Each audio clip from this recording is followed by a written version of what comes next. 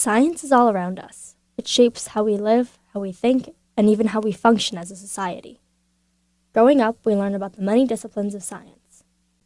But did you ever think that how we learn about science in the classroom is also a science? Well, this is the story of how education research has impacted me. By me, Cooper Breed.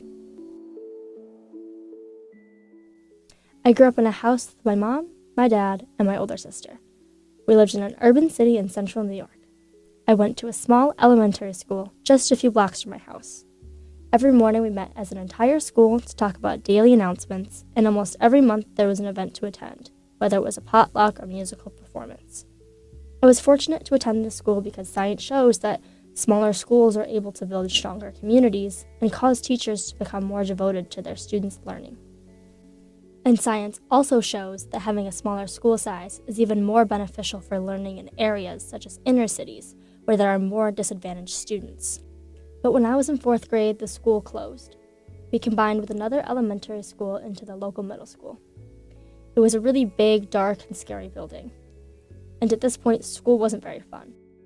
There were a few of us that were considered to be more advanced than our other schoolmates, so my teacher gave us worksheets and projects the rest of the class never saw, and they seemed to lack purpose. Looking back, I now know that this is an ineffective method of challenging higher-level students, thanks to science. It shows them that only more work is expected, so they learn to move at the pace of their peers to avoid busy work. Then I moved schools. I attended the Expeditionary Learning Middle School. This school is based on the framework of expeditionary learning, which stems from a larger education program called Outward Bound. Developed by Kurt Hahn, Outward Bound approaches learning by placing an emphasis on building character and human connections, as well as a sense of service. My school's program involved student-run expeditions, conducting our own fieldwork and engaging with the local community. Because science shows that project-based learning increases attendance, self-reliance, and builds community. For the first time, I attended a school that was a direct product of educational research.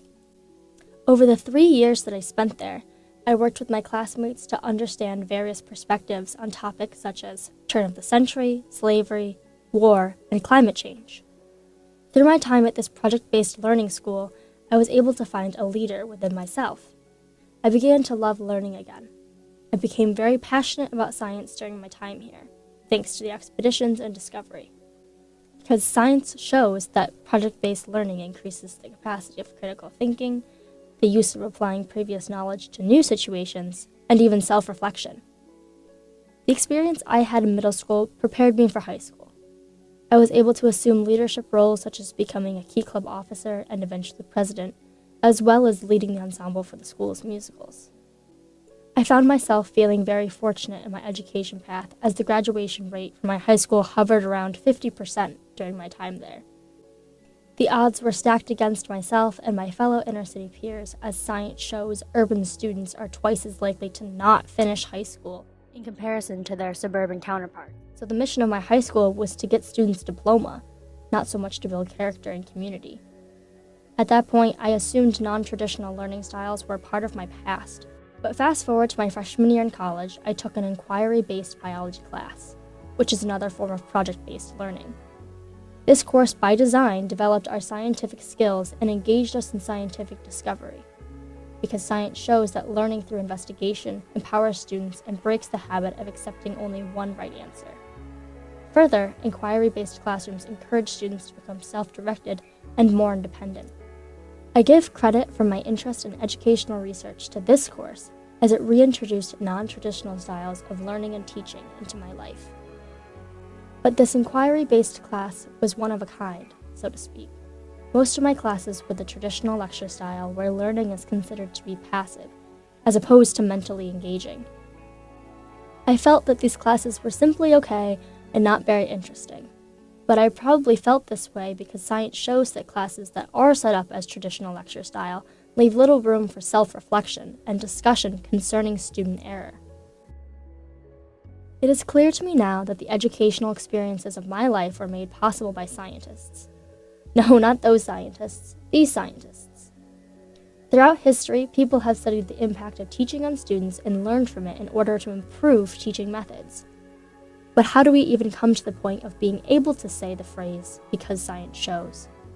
Well, that's where scientists come in.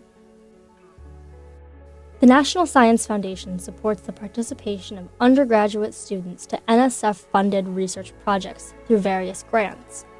The NSF-funded research project that we are participating in investigates discipline-based educational research. So myself, along with all the other research students, are here in Fargo this summer to further deeper in various ways.